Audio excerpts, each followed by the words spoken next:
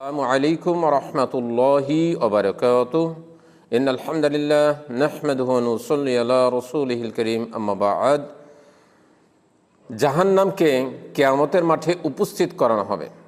যেই জায়গায় জাহান্নাম আছে সেখান থেকে বিচারের মাঠে জাহান্নামকে উপস্থিত করানো হবে।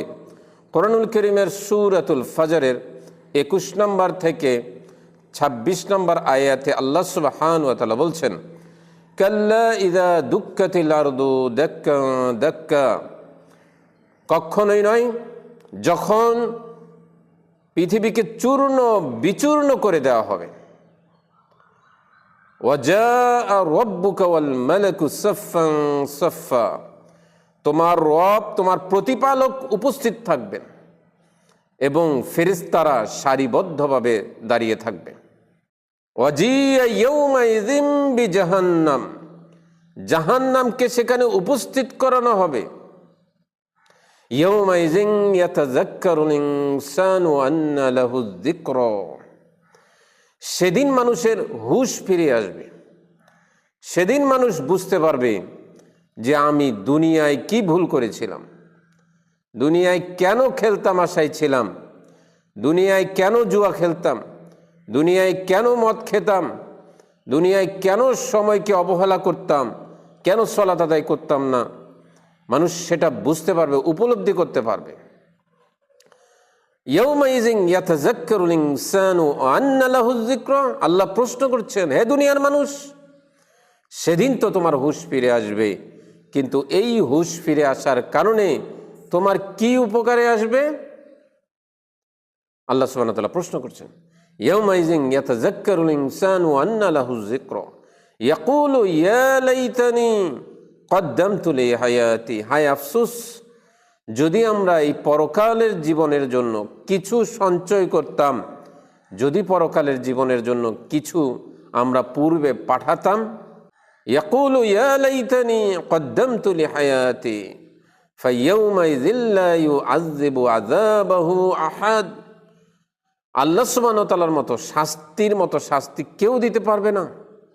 ওয়ালা ইউসিকু আসাকাহু আহাদ, আল্লাহর মতো ধরা কেউ ধরতে পারবে না।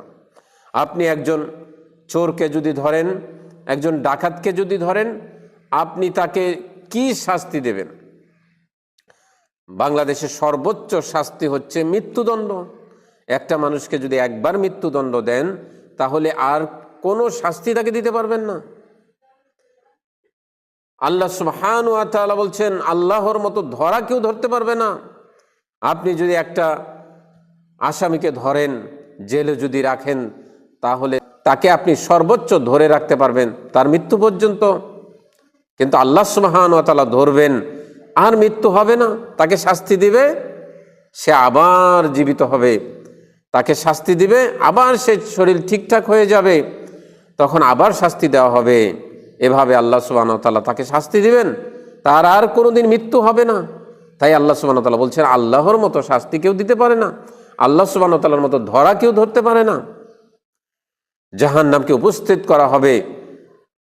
রাসূলুল্লাহ সাল্লাল্লাহু আলাইহি ওয়াসাল্লাম বলেছেন, মুসলিমের হাদিস 149 নম্বর, রাসূল সাল্লাল্লাহু আলাইহি ওয়াসাল্লাম বলেছেন, জাহান্নামের 70,000 লাগাম থাকবে এবং প্রত্যেকটা লাগামের জন্য 70,000 ফেরেশতা থাকবে।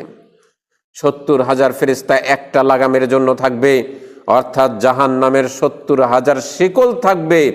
এই শিকলগুলো টেনে হিঁচড়ে জাহান্নামকে বিচারের মাঠে উপস্থিত করানো হবে। এই আলোচনা থেকে আমরা বুঝতে পারলাম, জাহান্নামকে বিচারের মাঠে উপস্থিত করানো হবে। সেই জাহান্নামের ভয় আমাদের অন্তরে থাকতে হবে।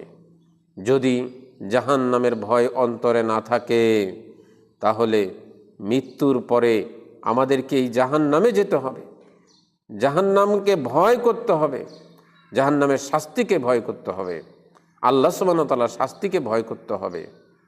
আসসালামু আলাইকুম ওয়া রাহমাতুল্লাহি ওয়া বারাকাতুহু।